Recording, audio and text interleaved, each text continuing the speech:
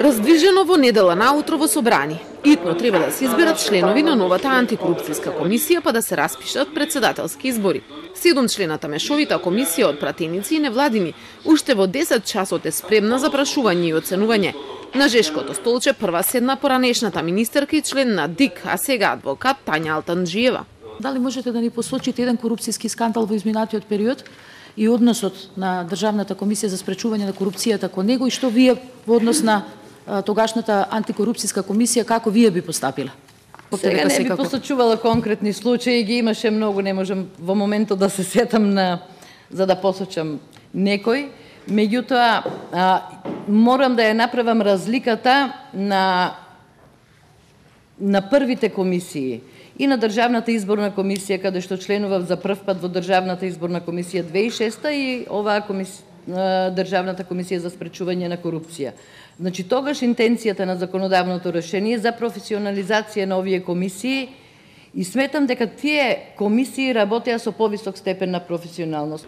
Еден по еден се редеа и другите кандидати. Дел познати за јавноста, дел не.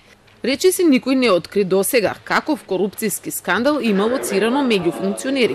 Ги прашуваа и како ќе постапат тие доколку се отвори сомнеж за некаква афера, како досегашната ДКСК не требало да постапува, на кој начин ќе ја отворат антикорупцијската комисија за јавноста.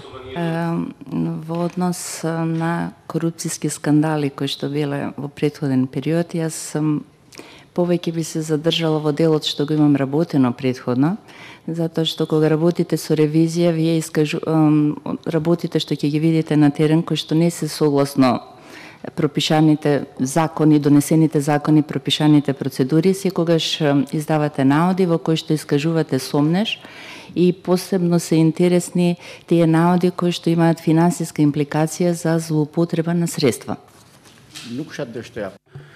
Не би сакал да одговорам на ова прашање.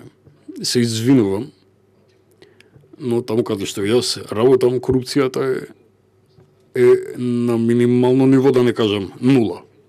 Поаѓајќи од раководителот, односно носителот на органот до последниот најниското ниво на работна позиција. Кога е во прашање Државната комисија за спречување на корупцијата, самата национална стратегија залага голема транспарентност и соработка, поготово со невладиниот сектор. И актуелниот јавен обвинител Златко Биковски седна на кандидатското столче. Се пофали дека во својата досегашна работа има два поголеми успешни случаи, Метастаза и Калдарма. Призна дека притисоци во работата имал и тоа од пратеници, но запрашан дали алармирал за можен конфликт на интереси кај негов претпоставен, тој одговори. Вас ви беше надреден Јован Илиевски, кој беше во роднински врски со некогаш немокниот човек, барем за тако важеше Сашо Мијалков. Дали вие барем се обидовте да алармирате за некој било каков висок случај на корупција, да се обидете, па и да ве одбијат? Деки немаме баш таков впечаток. Каков бил професионалниот однос, јас не можам да коментирам, бидејќи немам факти, не сум бил присутен. Конкретно зборуваме за овие две лица.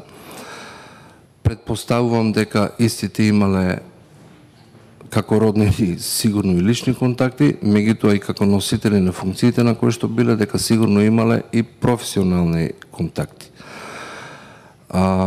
Не би сакал да се впуштам во полето на лични предпоставки или шпекулации, дали она што стигало до предметна работа во тоа обвинителство има некаква, нека биде и наблага форма на судирна интерес помеѓу овие две личности и нивните функции и во однос на работењето на како на тоа обвинителство, така и на целата јавна обвинителска организација.